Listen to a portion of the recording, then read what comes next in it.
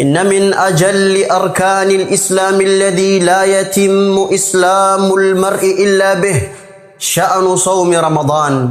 Hakika miongoni mwa nguzo tukufu za Kiislamu ambao Uislamu hauwezi kukamilika bila nguzo hiyo ni nguzo ya kufunga mwezi wa Ramadhan, ama ni jambo la kufunga katika mwezi wa Ramadhan.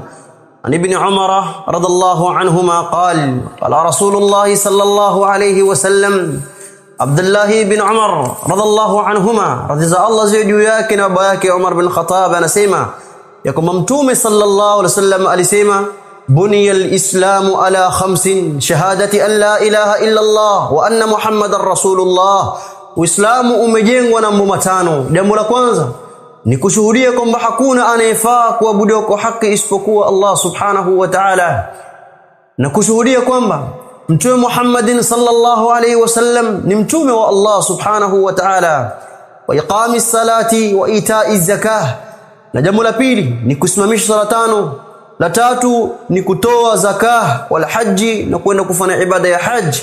Na nguzo ya tano katika nguzo za Kiislam saum au saumu Ramadhan, ni jambo la kufunga ibadallah. Rawahu al-Bukhari. Hadithi hii amepokea Imam Bukhari rahimahullahu ta'ala.